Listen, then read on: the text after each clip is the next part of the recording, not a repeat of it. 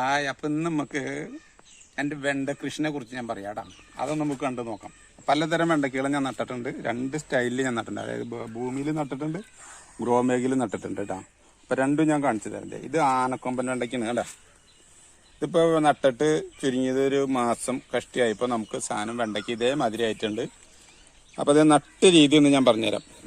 നമ്മുടെ ഇത് ഞാൻ നിലത്ത് നട്ടിട്ടാണ്, ഭൂമിയിൽ ചെയ്തിട്ടുള്ളതാണ്. അപ്പൊ ചെറുതായിട്ടൊരു 2 അടിക്ക് തോട് കീറുന്ന മാതിരി 1/2 അടി താത്തിയും കാഞ്ഞിട്ട് ഈ തോട് കീറിയതിന് ശേഷം മണ്ണ് ഇളക്കി അതിൻ്റെ ഉള്ളിൽ കുറച്ച് ചാണപ്പൊടി ഇട്ട് മിക്സ് ചെയ്തതിന് ശേഷമാണ് നമ്മൾ ഈ കുരു കുത്തിയത്. ആ കുരു കുത്തി വന്നു കഴിഞ്ഞതിന് ശേഷം നമ്മളെ ഒരു 10-20 ദിവസം കഴിഞ്ഞപ്പോൾ പൊടിച്ച് കുറച്ച് വലുതായതിന് ശേഷം കുറച്ചും കൂടി ഈ ചാണപ്പൊടി ഇട്ട് മണ്ണിട്ടും അതിന്റെ കടന്ന് മൂടി കഴിഞ്ഞതിന് ശേഷം ഇട്ടു. അങ്ങനെ 2 പ്രാവശ്യം വളം ചെയ്തിട്ടുള്ളൂ. ആകെ കൂടി പിന്നെ വേറെ ഒന്നും ചെയ്തിട്ടൊന്നുമില്ല കേട്ടോ.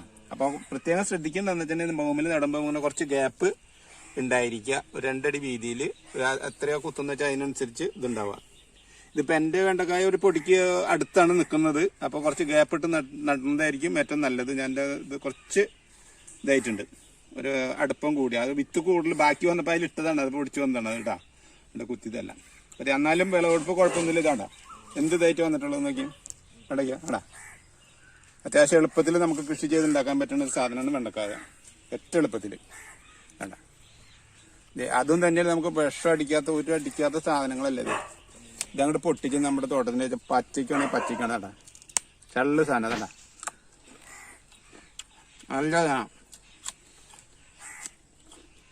ഇളം മധുരം, അടിപൊളി. അപ്പം ഇങ്ങനെ കഴിക്കാം. അപ്പോൾ ശുദ്ധമായിട്ട് നമ്മൾ കഴിക്കണം എന്നുണ്ടെങ്കിൽ നമ്മൾ ഒട്ടും വളം വേറെ വിഷം അടിക്കാതെ ഉണ്ടാക്കി കഴിഞ്ഞാൽ നമുക്കതാണ് കേട്ടോ. എന്തെന്ന് നോക്കിയാണ്ട് കായ അടിപൊളിയായിട്ടുണ്ടാവും കേട്ടോ. അപ്പോൾ വേനൽക്കാലാണെങ്കിൽ നമുക്കൊന്ന് നനച്ചു കൊടുത്താൽ 2 പ്രാവശ്യം വളം കൊടുത്താൽ മതി. കുരു കുത്തുന്ന സമയത്തും കുരു കുത്തി വലുതായി ഒരു 15-20 ദിവസം കഴിഞ്ഞ ശേഷം ഒരു ഇത്തിരി കൂടി ചാണകപ്പൊടി ഇട്ട് കഴിഞ്ഞിട്ട് അതിനെ മണ്ണിട്ട് മൂടാം. അപ്പോൾ ഈ ജാതി വെണ്ടക്കായ ഉണ്ടാവും വേണ്ട, ഒരു കുഴപ്പമില്ല. ഇതിപ്പോൾ ഞാൻ ഭൂമിയിൽ നടന്ന ഒരു കാര്യമാണ് ഞാൻ പറഞ്ഞത് കേട്ടോ. മണ്ണിൻ്റെ അടിയിൽ നടന്ന കാര്യമാണ് ഞാൻ പറഞ്ഞത്. ഇനി ഞാൻ ഗ്രോ ബാഗിൽ നട്ടിട്ടുണ്ട്, അത് ഞാൻ കാണിച്ചു തരാം. ഇതിപ്പോൾ ഞാൻ ഗ്രോ ബാഗിൽ നട്ടിട്ടുള്ള സാധനങ്ങളാണ് ഈ കാണുന്നത് കേട്ടോ.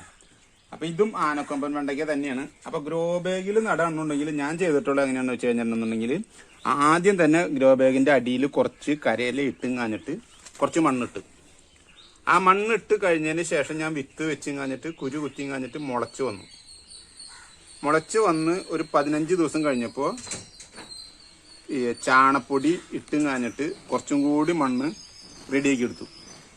അത് കഴിഞ്ഞപ്പോൾ 5 ദിവസം കൂടി കഴിഞ്ഞപ്പോൾ വീണ്ടും ഇട്ടിട്ടാണ് ഞാൻ ഈ ഗ്രോ ബാഗ്. അപ്പോൾ 3 സ്റ്റെപ്പായിട്ടാണ് ഈ ഗ്രോ ബാഗിൻ്റെ ഉള്ളിൽ മണ്ണ് നിറഞ്ഞിട്ടുള്ളത്. അപ്പോൾ ആ മണ്ണിടുന്നോട് കൂടി കുറച്ച് ചാണപ്പൊടിയും കൂടി ഇട്ട് കൊടുക്കുക. അപ്പോൾ പിന്നെ നമുക്ക് വേറെ വളങ്ങളൊന്നും ചെയ്യേണ്ടി വരുന്നില്ല. പിന്നെ വെണ്ടയ്ക്ക അതിൻ്റെ പേരിൽ വേറെ എനിക്ക് കേടുകളൊന്നും ഇല്ല. ഇപ്പം നിങ്ങൾക്ക് കാണുമ്പോൾ തന്നെ അങ്ങനത്തെ കേടുകളൊന്നും ഇല്ല. നല്ല രൂപത്തിൽ തന്നെ വെണ്ടക്കായ ഉണ്ടായിട്ടുണ്ട്. ഇതാണ്ടാ ഇത് നോക്കി, ഇതാണ് ആനക്കൊമ്പൻ വെണ്ടയ്ക്ക എന്ന് പറയുന്നത്. അത് ആ വിത്ത് തന്നെയാണ് ഞാനിതിൽ ഇട്ടുണ്ടായിരുന്നത്. നന്നായിട്ട് തന്നെ രൂപത്തിൽ വന്നു. ഇതാ. അപ്പം നമുക്ക് വീട്ടിലേക്ക് എളുപ്പമായിട്ട് അടുക്കളയ്ക്ക് ആവശ്യമായിട്ടുള്ള സുന്ദരമായിട്ട് നമുക്ക് കൃഷി പെട്ടെന്ന് ചെയ്യാൻ പറ്റുന്നൊരു ഇതാണ് വെണ്ടക്കായ കേട്ടോ. അപ്പം ഇതിൻ്റെ ഉള്ളിൽ ഞാൻ വെണ്ടക്കായ പല ഇതിലുള്ളത് നട്ടിട്ടുണ്ട് കേട്ടോ. അത് ആനക്കൊമ്പൻ വെണ്ടയ്ക്കാണ്.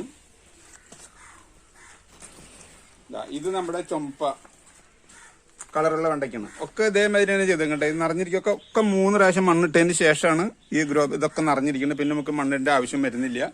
അത് പ്രത്യേകം ശ്രദ്ധിക്കുക. അതിൻ്റെ അടിയിൽ കുറച്ച് കരയിൽ ഇട്ടിട്ടുണ്ട് ഞാൻ. അപ്പോൾ വളത്തിന് വേര് അടിയിലേക്ക് പോകുമ്പോൾ ആയി വരുമ്പോഴേക്കും വളവും കിട്ടല്ലോ. 2 പ്രാവശ്യം ചാണിപ്പൊടി ഇട്ടിട്ടുണ്ട് കേട്ടോ. ഇതാ ഇത് നമ്മുടെ ചുമപ്പ വെണ്ടയ്ക്ക, അത് ആനക്കൊമ്പൻ. ഇത് നമ്മുടെ സാധാ വെണ്ടയാണ്.